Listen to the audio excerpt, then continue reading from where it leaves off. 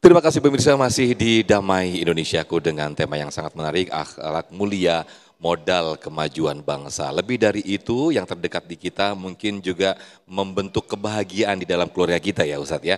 Nah yang satu ini Ibu Winis akan mengajukan pertanyaan, ini istimewa, langsung dijawab oleh guru-guru kita Ustadz Riza dan juga Habib Muhammad bin Yahya. Silakan Ibu Winis Herlambang, betul ya Bu? Oke, boleh berdiri Ibu.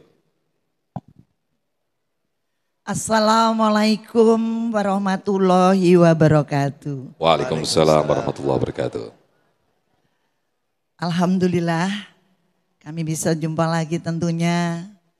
Yang ingin kami tanyakan, ketika kita sebagai ibu atau sebagai nenek atau sebagai nenek buyut yang menitipkan sekolah anak di pondok pesantren, dengan harapan tentunya si anak tersebut akan mempunyai akhlak yang lebih mulia. Walaupun akhlak mulia itu sudah dikaderkan dari di dalam kandungan maupun pendidikan awal. Untuk itu mohon pencerahannya Ustadz maupun Habib, mudah-mudahan bisa untuk bekal kami, untuk kami tularkan kepada jamaah kami. Pertanyaannya Bu Winis? Rasa was-was itu apakah perlu kita rasakan? Karena memang tidak semuanya yang masuk di pondok pesantren semuanya bukannya baik-baik saja. Namun ada beberapa yang kira-kira memang ada yang kurang di apa yang kita inginkan. Demikian, terima kasih. Assalamualaikum warahmatullahi wabarakatuh. Waalaikumsalam warahmatullahi wabarakatuh. Bisa kita tangkap pertanyaannya, ketika seorang ibu atau seorang orang tua, seorang ayah ada rasa kekhawatiran atau was-was ketika memasukkan anaknya di pondok pesantren begitu ya. Padahal tujuannya untuk memperbaiki akhlak menjadi mulia begitu ya Bu Winis. Terlebih dahulu Ustadz Riza Muhammad untuk menjawabnya. Kalau enggak was-was aneh. Halo. Udah lihat kan pondok pesantren yang menyodomi santrinya? Aduh ya Allah, ini peringatan dari Allah Pak. Hati-hati. Sudah melihat kan pondok pesantren yang mendolimi dan melakukan tindakan asusila kepada santrinya, banyak kan? Ini peringatan dari Allah, hati-hati. Anak Anda bukan barang titipan. Ibu, sekali lagi, tadi saya katakan di awal, anak yang tidak siap untuk dilepas di lingkungan, jangan Anda lepaskan. Karena itu masih tanggung jawab Anda. Surat Luqman ayat 13. Wa id qala Luqmanu libnihi wa huwa ya'iduhu. Ya bunayya la tusyrik billah inna syirka ladulmun adim.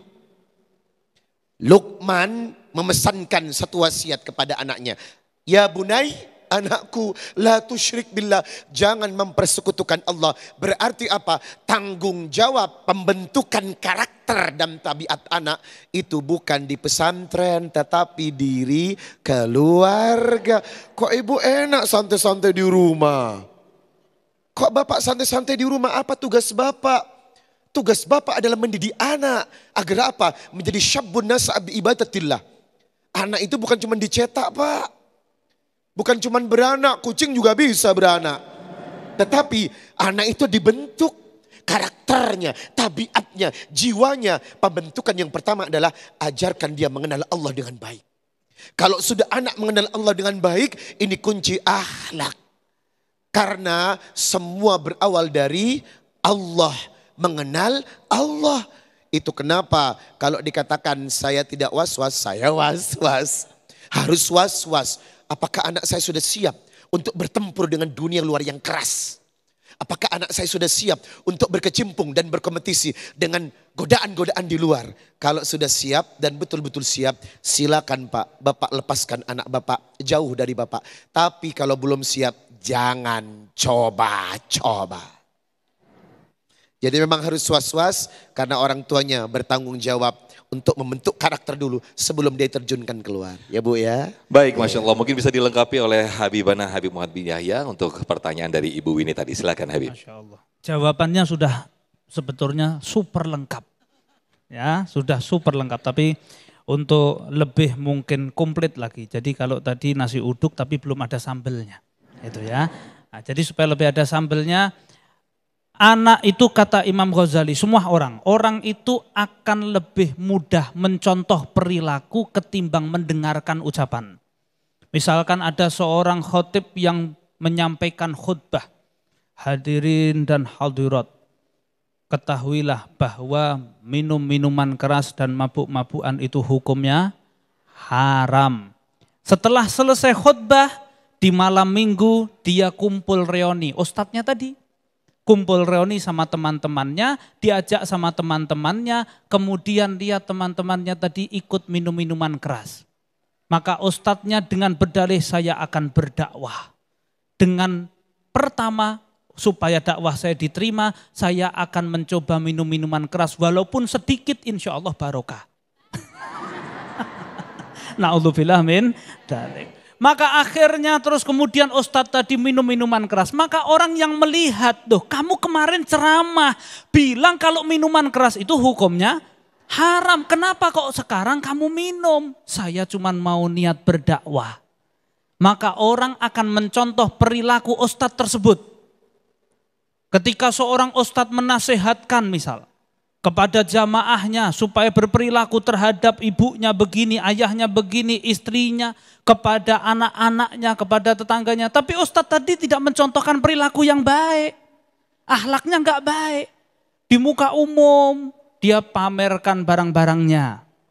Misal, di muka umum dia pamerkan segala sesuatu yang misalkan itu tidak dicontohkan sama Nabi Muhammad. Justru untuk supaya ditutupi. Tapi dia pamerkan, maka orang akan mencontoh. Anak juga begitu.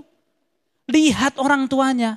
Kalau anak orang tuanya, sana pergi, berangkat belajar Al-Quran. Tapi di rumah orang tuanya nggak pernah buka Al-Quran. Anaknya susah. Maka paling tidak orang tua, gini ya, mohon maaf, ini sebagai penutup sekalian daripada jawaban ini sebagai pelengkap. Orang tua yang normal dalam artian dia tidak berkurang 1 on pun. Maka dia berusaha walaupun dia sebagai orang yang dianggap buruk tapi kepengen punya anak yang dianggap baik. Punya anak yang orang tuanya buruk tapi kepengen punya anak soleh soleha. Maka caranya bagaimana? Orang tua harus acting.